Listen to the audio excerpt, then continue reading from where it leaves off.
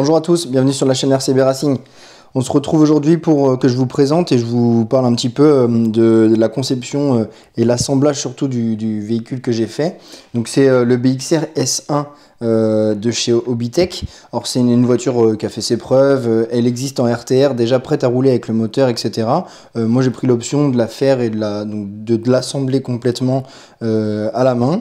Et d'y rajouter l'électronique derrière. Donc je vais vous montrer un peu ce que j'ai mis dessus. Alors il y a plein de façons de faire, il y a des super vidéos qui ont été faites par d'autres chaînes où ils montrent pas à pas comment ils font pour fabriquer la voiture.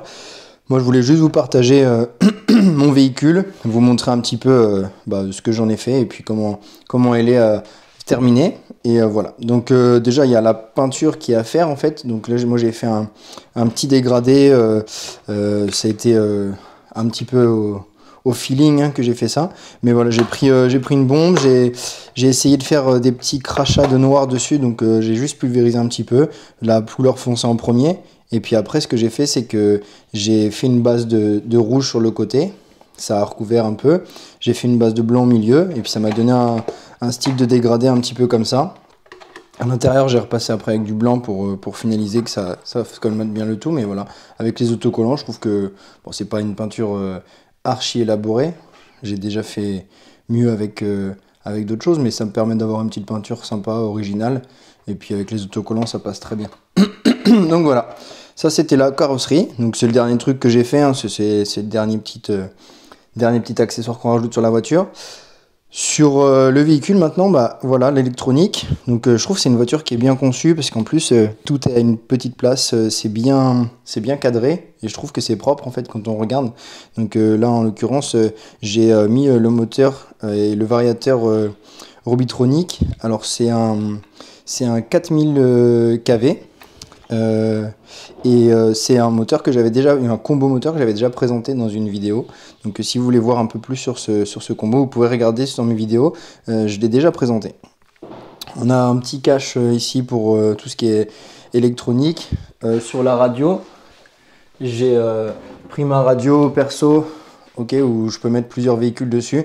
Donc c'est que j'aime beaucoup cette radio et ça me permet de pouvoir mettre plusieurs véhicules dessus. Donc j'ai mis ça sur cette radio là. Dans l'électronique que j'ai choisi aussi donc un servo 20 kg, plus souvent un peu utilisé pour des crawlers. Mais c'est un servo que j'ai déjà utilisé, puis j'ai jamais eu de problème avec, donc je m'étais dit allez, je vais mettre celui-ci.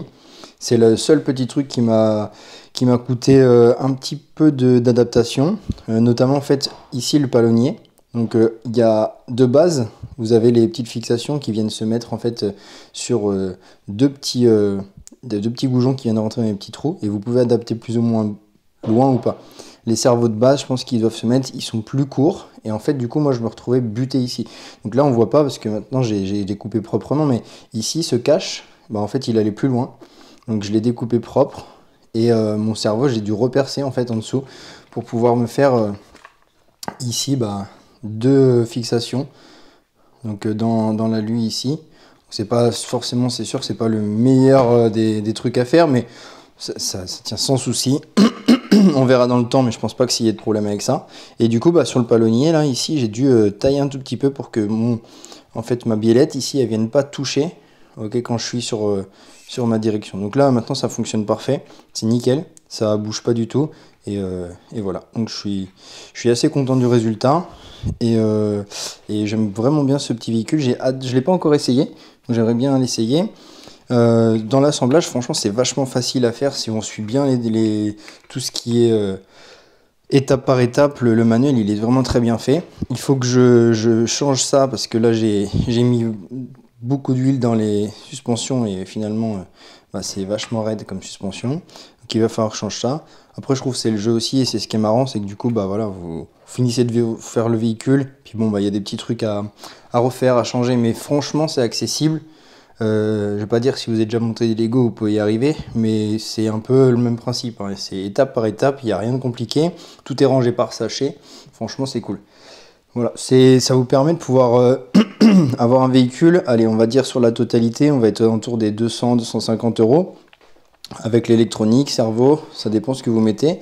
Mais voilà, ça vous permet d'avoir une voiture sympa, où du coup après, c'est vous qui l'avez conçu, savez ce que vous avez mis dessus.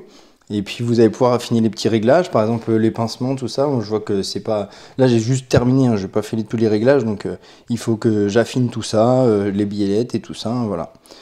Donc je voulais vous le présenter. Si vous voulez des vidéos où on le teste, je le testerai. Avec un copain, on a monté le véhicule ensemble. Il a monté le même de son côté, avec le même électronique. Donc ce qu'on fera, c'est qu'on fera peut-être une petite vidéo d'une petite course, un truc comme ça. Voilà, une petite vidéo sympa juste pour vous montrer un petit peu le véhicule en route. Voilà, je vous remercie. Au revoir.